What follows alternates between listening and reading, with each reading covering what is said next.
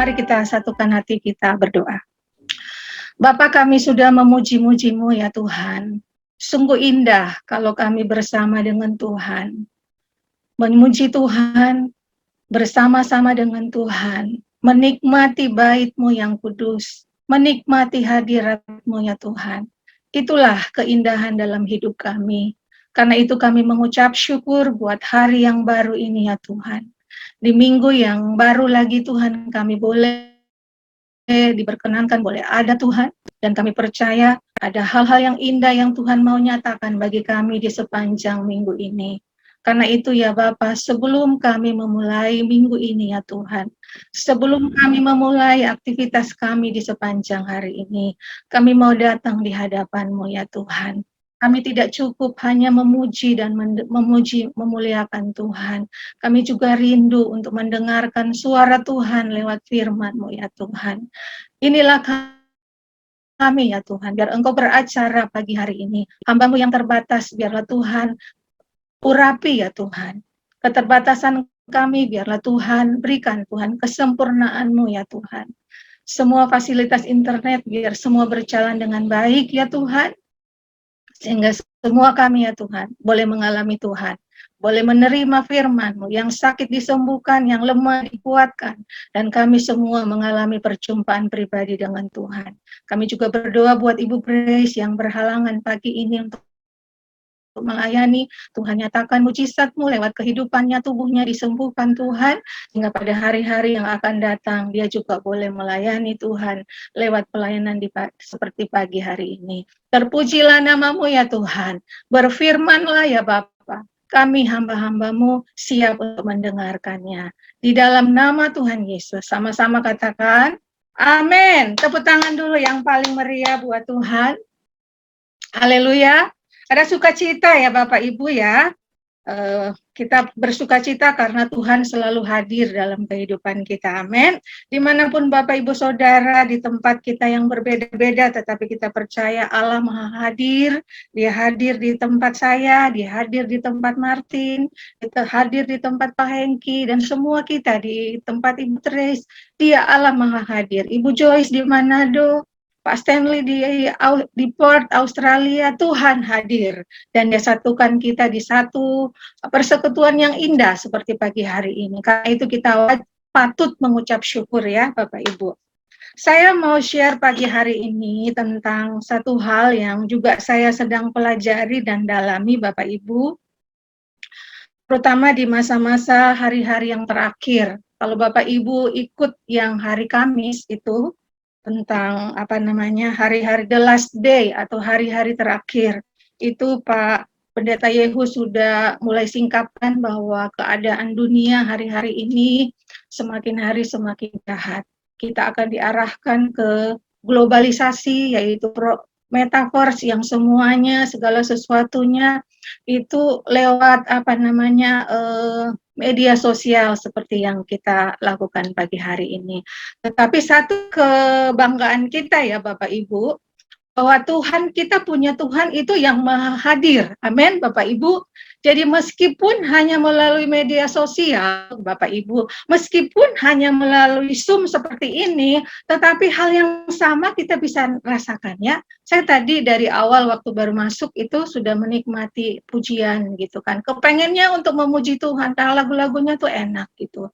Memang segala sesuatu yang dari Tuhan, segala sesuatu yang ditujukan untuk Tuhan, pasti itu membawa hal-hal yang baik buat hidup kita. Amin. Hari-hari ini yang perlu kita harus miliki ya Bapak Ibu, atau esensi daripada kehidupan kita manusia adalah disertai Tuhan. Amin. Berapa banyak yang hari-hari ini pengen disertai oleh Tuhan? Boleh lambaikan tangan Bapak Ibu. Semua kita harus disertai Tuhan. Amin. Di hari-hari yang terakhir, the last day seperti yang sudah disampaikan, dan di mana semua mulai digenapi ya Bapak Ibu. Hal-hal yang dapat digoncangkan, Tuhan mulai goncangkan Bapak. Supaya apa? Supaya tertinggal apa yang tidak bisa digoncangkan, yaitu kerajaan Allah. Semua kita sedang menghadapi ini Bapak Ibu. Mau tidak mau Bapak, suka atau tidak suka, kita diperhadapkan dengan situasi ini. Tetapi kalau kita disertai Tuhan, Bapak Ibu, maka di tengah-tengah gelombang pergumulan hidup yang berat sekalipun, di tengah-tengah keadaan pandemi yang hari-hari ini kalau kita mau ikuti bisa membuat kita takut ya Bapak Ibu. Di tengah-tengah badai apapun, permasalahan ekonomi apapun, tetapi kalau Tuhan menyertai kita, maka segala sesuatunya akan berbeda. Amin. Kalau Tuhan menyertai kita, maka ditempatkan di tempat yang buruk sekalipun, kita akan berhasil. Nah, saya mau angkat cerita tentang Yusuf, Bapak Ibu. Ini sudah sangat terkenal bahwa Yusuf itu adalah salah satu tokoh yang disertai oleh Tuhan.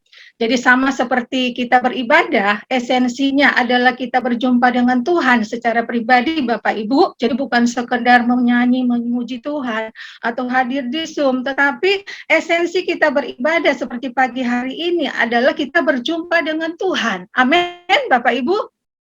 Kalau kita berjumpa dengan Tuhan, maka kita berjumpa dengan segala-galanya. Seperti Pak Gembala suka ingatkan, berjumpa dengan Tuhan, kita berjumpa dengan segala-galanya.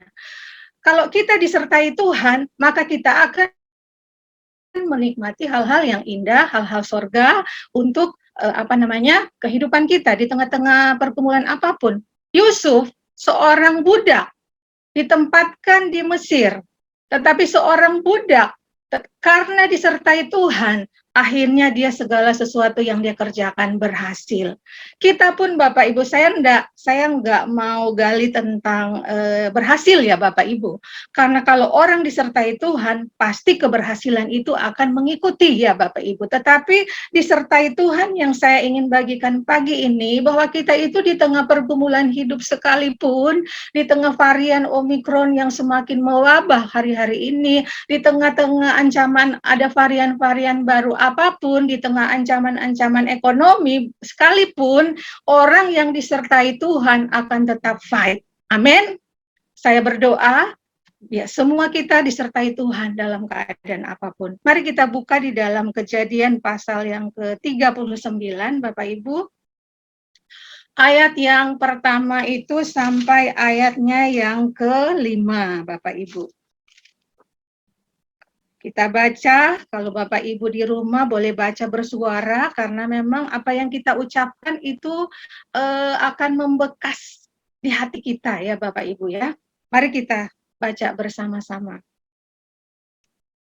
Ini judulnya adalah Yusuf di rumah Potifar. Ayat pertama. Adapun Yusuf telah dibawa ke Mesir.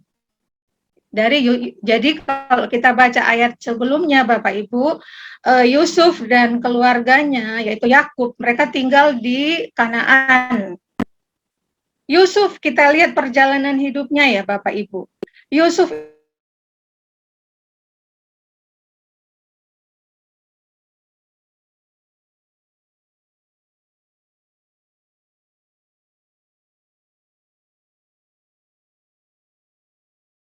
orang Ismail pada waktu itu, kalau Bapak Ibu baca di ayat pasal sebelumnya, orang Ismail ini bawa ke Mesir. Jadi perjalanannya seperti itu. Adapun Yusuf telah dibawa ke Mesir. Jadi dari tanah Kanaan dibuang ke sumur, kemudian dijual kepada orang Ismail, kemudian orang Ismail bawa ke tanah Mesir. Dan Potifar, seorang Mesir, ini seorang Mesir, dan Potifar seorang Mesir, pegawai istana Firaun, kepala pengawal raja, membeli dia dari tangan orang Ismail yang telah membawa dia ke situ. Kita berhenti dulu di sini Bapak Ibu.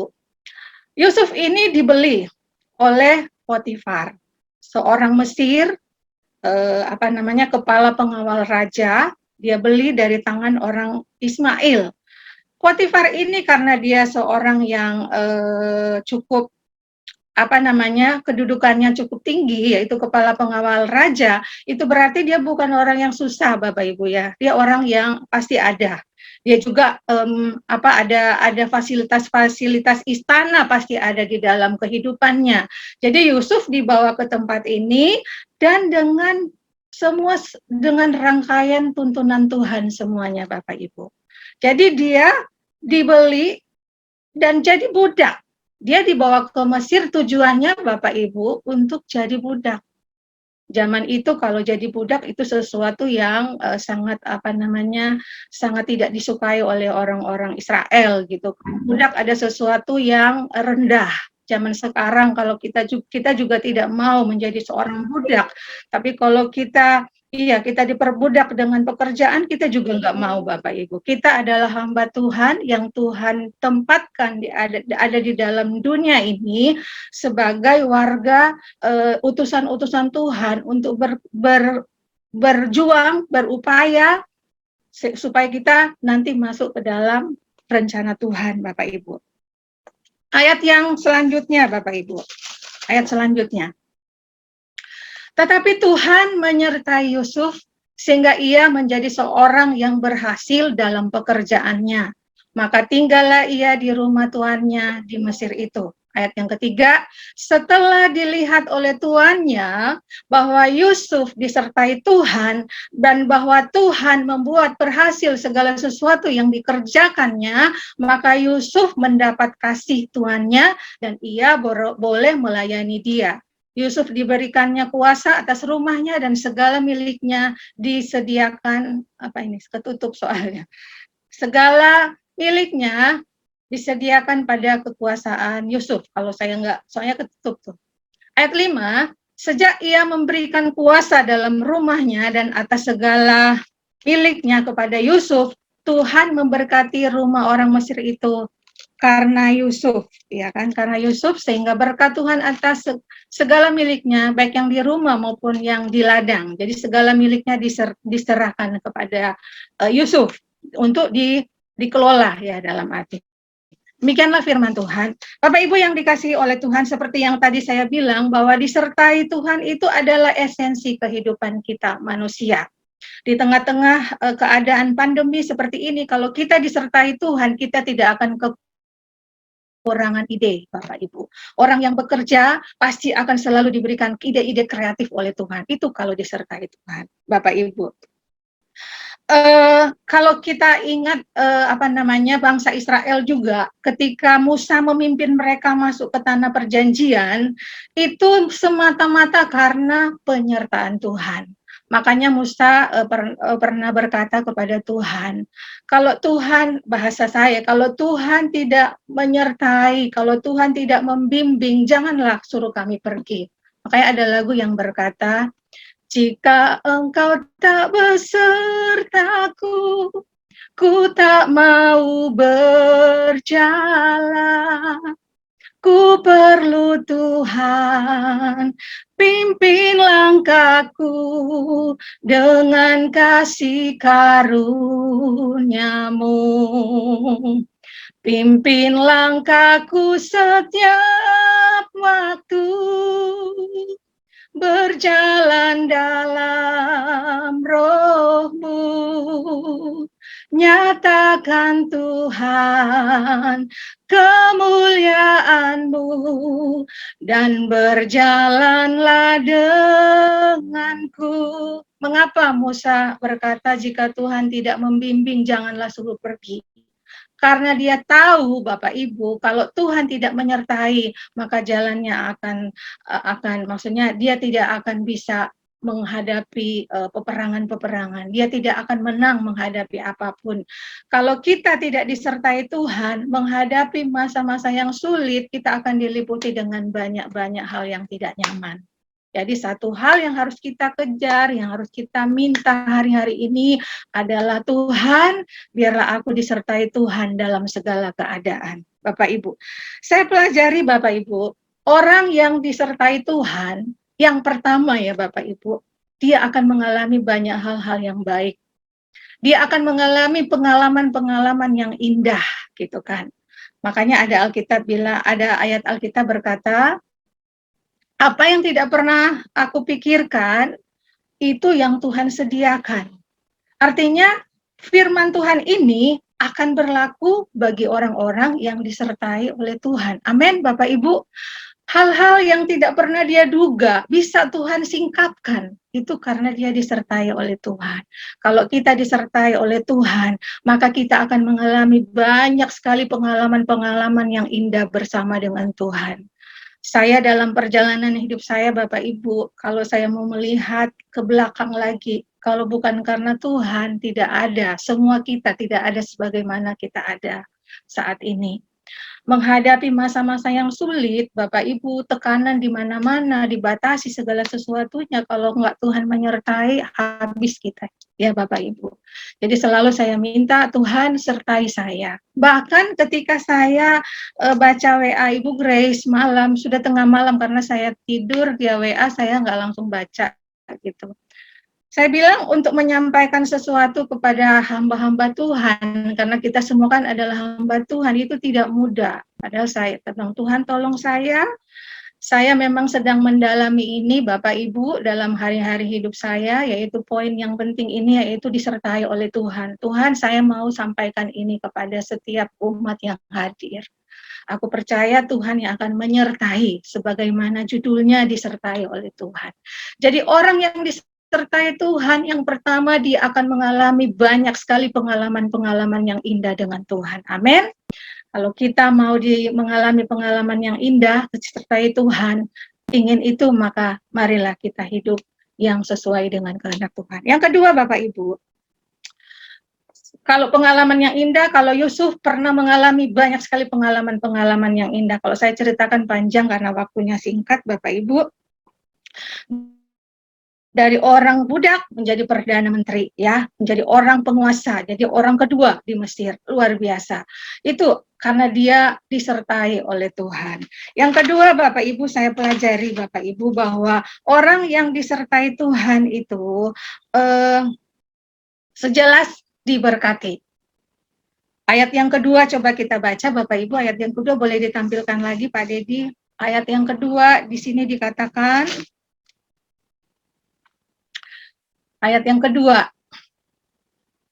tetapi Tuhan menyertai Yusuf sehingga ia menjadi seorang yang berhasil dalam pekerjaannya. Maka tinggallah ia di rumah tuannya di Mesir itu. Ini poinnya Bapak Ibu.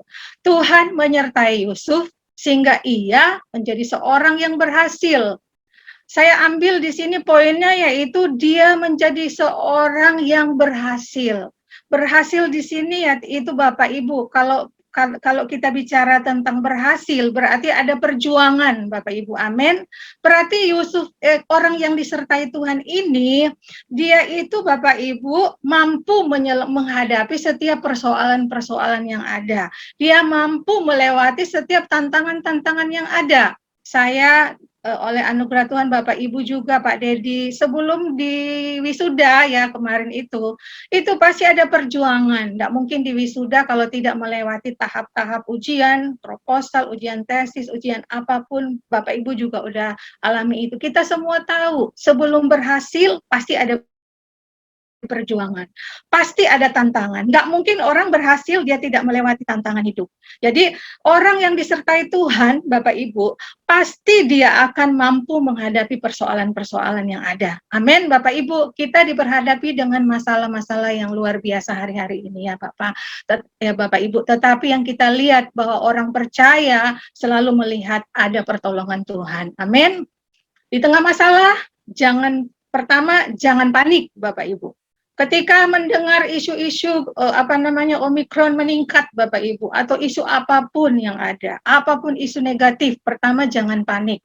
Karena kita dengar sering Pak Gembala bilang kalau orang panik itu dia akan salah mengambil keputusan, dia akan emosional, akan marah-marah, akhirnya apapun yang dia ambil itu salah gitu. Jadi yang pertama jangan panik. Kalau kita mau kuat menghadapi masalah, maka yang jangan panik, kemudian belajar daripada masalah itu ya Bapak Ibu. Kadang-kadang kan kita kalau ada masalah kayak saya beberapa waktu lalu tuh pernah 2 minggu lalu pernah demam, pernah diare, kemudian badan ngilu-ngilu. Itu kalau saya mau lihat dari 3 jenis itu, seperti ciri-ciri itu, seperti Pak Dedi juga alami. Itu langsung mindset, jangan-jangan kamu COVID, gitu kan. Tetapi saya ingat Tuhan itu kan Allah yang menyembuhkan gitu. Jadi saya perkatakan dengan iman. Jadi hanya semalam aja langsung selesai gitu. Jadi itulah. Jadi jangan panik, kemudian belajar dari setiap masalah yang ada. Kenapa saya diare? Ternyata karena saya makan cabai gitu kan. Jadi saya ingat Allah turut bekerja di dalam segala sesuatu untuk mendatangkan kebaikan. Jadi setiap ada problem, masalah apapun, kesehatan terganggu sekalipun, pasti Roma 8 ayat 28, Allah turut bekerja untuk mendatangkan kebaikan. Pasti ada hikmah-hikmah yang Tuhan berikan. Jadi kalau ada persoalan, belajar. Baru ketiga, mari kita kuatkan iman lewat persoalan itu. Karena lewat masalah itu adalah latihan-latihan iman kita. Amin, Bapak Ibu. Kalau kita sedang mengalami kelemahan tubuh, itu latihan iman untuk memperkatakan, tubuhku adalah bait Allah, bukan tempat sarang penyakit. Saya begitu Bapak Ibu, kalau ada sedikit mengganggu tubuh saya bilang, tubuh Feba ini adalah bait Allah, gitu. Bukan tempat sarang penyakit, seperti yang Pak Gembala suka doakan seperti itu. Tubuh Febo adalah bait Allah. Sakit penyakit tidak berkuasa dalam tubuhku. Dengan iman, aku perkatakan dengan iman, aku sembuh oleh bilur darah Yesus. Jadi perkatakan firman, apakah langsung enak? Enggak, Bapak Ibu. Ada prosesnya. Masih ada rasa sakit. Tetapi kalau kita memperkatakan iman, Bapak Ibu, iman yang kita perkatakan itu tidak akan kembali dengan sia-sia. Bapak Ibu ya. Jadi yang kedua, Yusuf itu kenapa dia disertai Tuhan? Ternyata dia bisa melewati setiap persoalan-persoalan yang dihadapi. Berat Bapak Ibu yang dihadapi, ada banyak ujian yang dihadapi. Ujian masa mudanya karena dia tuh terpisah dari keluarga, dari Yakub, dari saudara-saudaranya. Dia terpisah, tetapi meskipun dia terpisah, tetapi dia tidak terpisah dengan Allah, Bapak Ibu ya. Meskipun kita terpisah di kota-kota, maksudnya tidak bisa beribadah, tetapi kita tidak terpisah dengan Allah. Alkitab bilang, tidak ada yang memisahkanku dari kasih karunia Allah. Itu Paulus bilang, ketelanjangankah, pedangkah, tidak ada yang bisa memisahkan kita dari kasih karunia Allah. Jadi yang kita harus ingat bahwa kita itu ada dalam kasih karunia Tuhan, Bapak Ibu. Yang ketiga, Bapak Ibu, kita lihat di ayat yang ketiga juga, Bapak Ibu. Yang ketiga, ayat yang ketiga.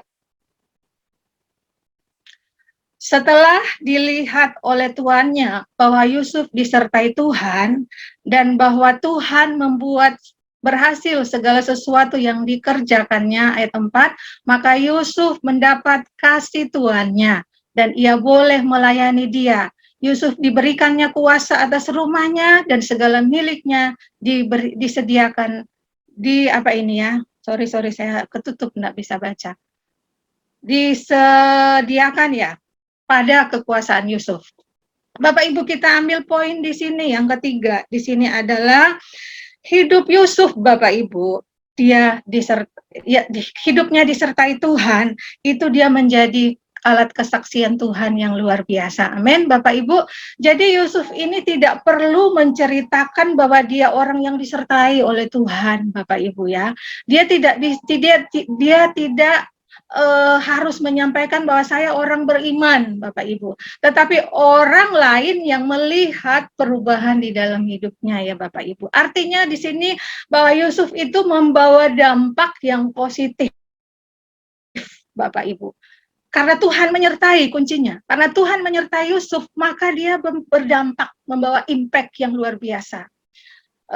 Potifar melihat penyertaan Tuhan. Bapak Ibu, mau nggak kita? Saya pribadi mau. Saya rindu biar orang melihat, oh Febe itu orang yang disertai Tuhan. Bukan saya yang bicara, tetapi orang yang melihat. Masing-masing kita pasti rindu seperti itu.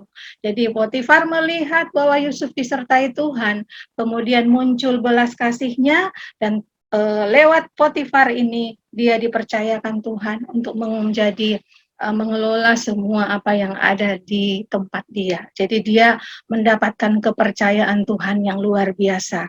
Dia jadi saksi Tuhan yang hidup.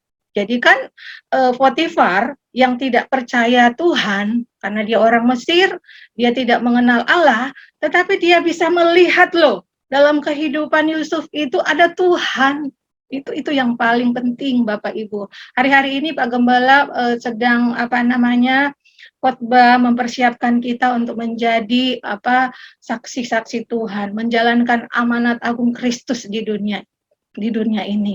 Inilah kalau kita disertai Tuhan, maka kita dapat membawa dampak impact yang positif dimanapun kita berada. Jadi jangan pernah berkata, aku ditinggalkan, aku jauh dari keluarga. Kayak saya Bapak Ibu jauh dari keluarga, orang tua saya sudah meninggal, sudah yatim piatu.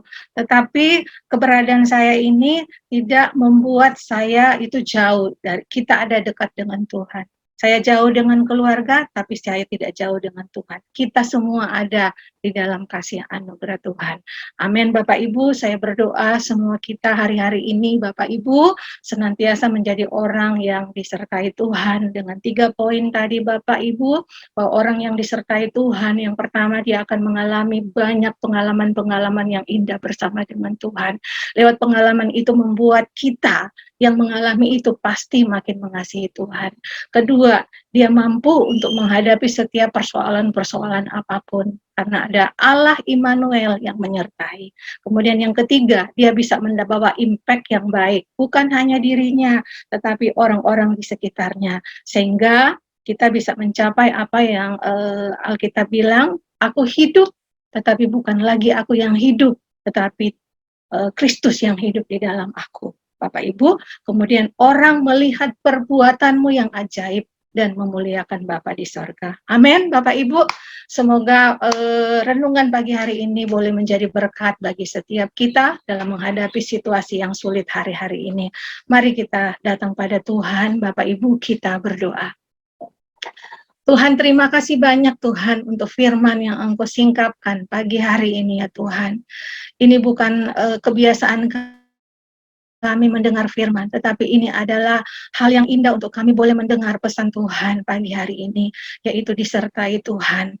Kalau Yusuf disertai Tuhan, kami juga imani Allah yang menyertai Yusuf adalah Allah yang sama juga yang menyertai kami ya Tuhan. Sehingga menghadapi situasi-situasi yang sulit hari-hari ini ya Tuhan, masa-masa pandemi ini Tuhan, di masa hari-hari yang terakhir ini yaitu menjelang kedatangan-Mu ya Tuhan ke dunia ini, kami tetap menjadi orang percaya yang disertai Tuhan. Terima kasih ya Bapak, Engkau yang meteraikan firman-Mu ini lebih dalam kepada setiap umat-umat-Mu ya Bapak. Sehingga mulai hari ini kami berkata, kami tidak takut, Allah Immanuel menyertai setiap kami. Terpujilah nama-Mu ya Tuhan, kami sudah mendengar firman, dan kami siap untuk melakukannya di dalam hidup kami. Dalam nama Tuhan Yesus, haleluya, sama-sama katakan, amin. Saya